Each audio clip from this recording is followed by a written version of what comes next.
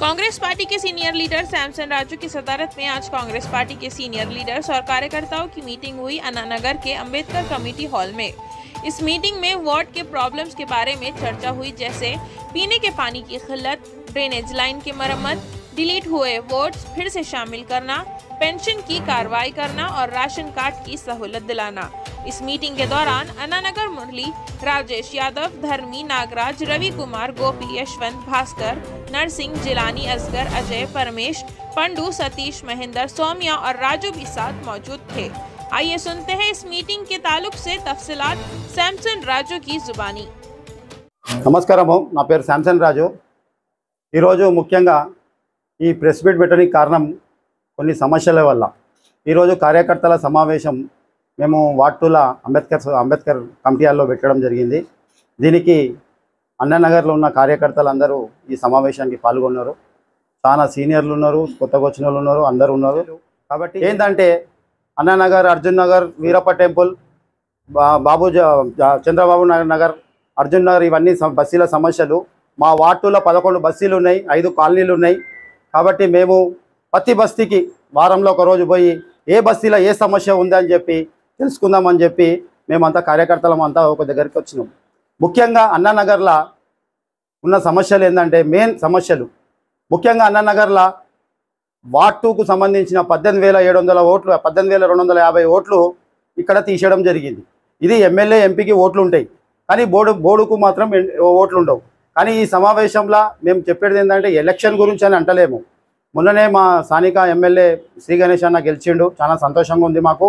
కానీ మాకు ఇదొక ప్రాబ్లం, ఇది ఫస్ట్ ప్రాబ్లం, ఓట్లు పోయినాయి మాకు। రెండోది ఏంటంటే మా దగ్గర ఉన్న అన్ననగర్లో ఉన్న డెనిస్ లైన్లు అన్నీ ఒక 18-20 సంవత్సరాల కింద వేసిన డెనిస్ లైన్లు ఉన్నాయి। గతంలో రేకులు ఇల్లులు ఉండేవి, ఇప్పుడు స్లాపులు పడ్డాయి, ఒక్కొక్కరు 2 వేసుకొని 3 వేసుకున్నారు। కాబట్టి డెనిస్ లైన్ కూడా ఫైర్ అని చేంజ్ చేయాలా, ఎందుకంటే ఈ డెనిస్ లైన్ పొంగిపోతూనే ఉంటుంది। ఇంకొకటి సమస్య ఏంటంటే, మూడో సమస్య ఏంటంటే ఇక్కడ మంచినీళ్ళు వచ్చేది రోజుకు గాలినీళ్ళేమో దినం తప్పి దినం వస్తాయి। ఇక్కడికి వచ్చే వరకు, స్లమ్కి వచ్చే వరకు 4 రోజులకు ఒకసారి, 5 రోజులకు ఒకసారి ఈ వాటర్ వస్తాయి। అయితే ఈ వాటర్ కూడా రానికి కారణం ఏంటంటే ఎందుకు వస్తుంది అని చెప్పి మేము అడిగినాము పంప్ హౌస్లలో పోయి।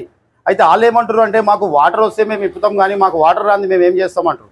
కానీ మేము వాటర్ బిల్ అయితే మేము కడుతూనే ఉన్నాం।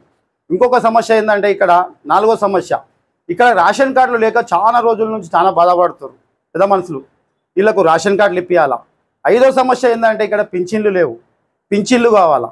ముఖ్యంగా 6వ సమస్య ఏంటంటే గతంలో ఉన్న బోర్డు సభ్యుడు సదా కేశవరెడ్డి అనేటైన ఇక్కడ అన్ని డబ్బాలు ఉండే, ఆ డబ్బాలన్నీ తీసేసిన పెద్ద పార్కింగ్ అయిపోయింది ఇది ఏరియా।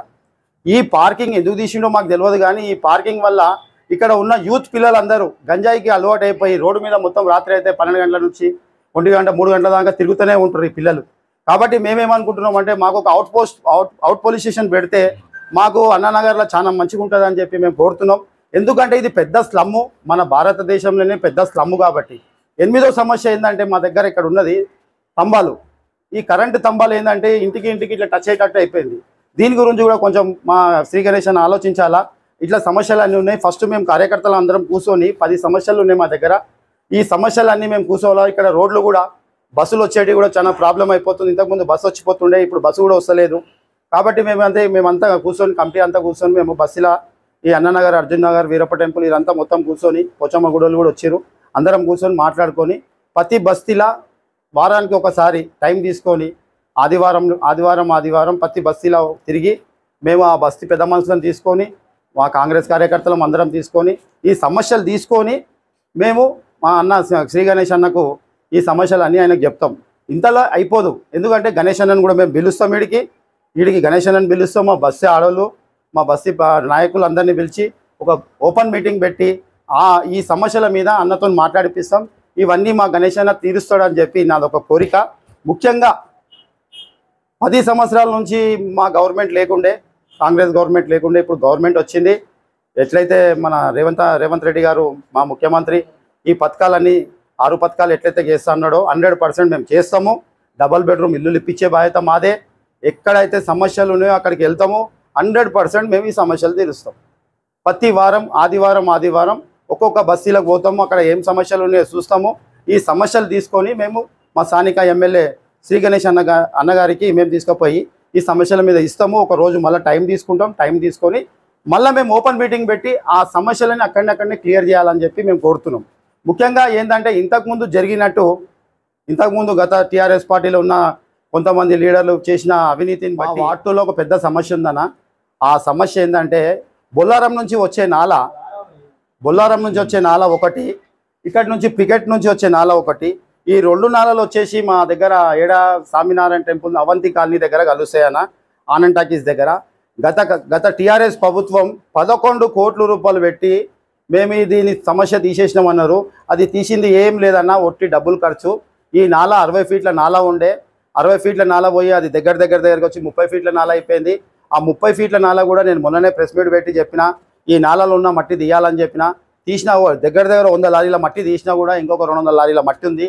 కాబట్టి మా కంటోన్మెంట్ ఎమ్మెల్యే గారికి, మా కంటోన్మెంట్ సిఓ గారికి నేను ఒక కోరేది ఏంటంటే, ఈ నాల మీద ఉన్నప్పుడు ఈ గోడ గట్టి పెడితే ఏంటంటే రేపు పొద్దుగాల ఎంత పెద్ద వరద వచ్చినా, ఎంత పెద్ద నీళ్ళు వచ్చినా, వర్షం వచ్చినా కూడా అందరికీ మేలు కలుగుతుంది అని చెప్పి మేము అంటున్నాం. ఇక్కడ దగ్గర వర్షం వచ్చినప్పుడు ఈ 105 గల్లీ, Indiramma Nagar, silver compound plus double bedroom, Sri Lanka బస్తీ ప్లస్ అవంతి కాలనీ, మార్గదర్శి కాలనీ, ఈ వార్డ్ 2, వార్డ్ 3 దగ్గర ఉన్న బ్రిడ్జ్ మొత్తం నీళ్ళతో నిండిపోతుంది. ఇలా ముఖ్యంగా ఏంటంటే మొత్తం ఇళ్ళకి వచ్చేస్తాయి. ఇక్కడ కిరాయికి వచ్చి ఉండాలనుకుంటే కూడా ఈ వర్షాకాలం వస్తే ఇల్లు కాల్ చేసి వెళ్ళిపోతారు. ఒట్టి మనము 35 గజాలు ఇల్లు కిరాయికి ఇచ్చుకుందామంటే కూడా ఎవరు రారు. టూలెట్ బోర్డు పెట్టి ఉండాల్సింది వస్తుంది. కాబట్టి నేను అనేది ఏంటంటే అన్న, ఈ నాల సమస్య దగ్గర 40 సంవత్సరాల నుంచి నడుస్తుంది.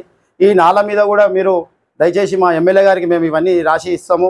ఈ నాల మీద కూడా గోడ కడితే రేపు పొద్దుగాల చాలా బాగుంటుంది అని చెప్పి మేము కోరుకుంటున్నాం అన్న.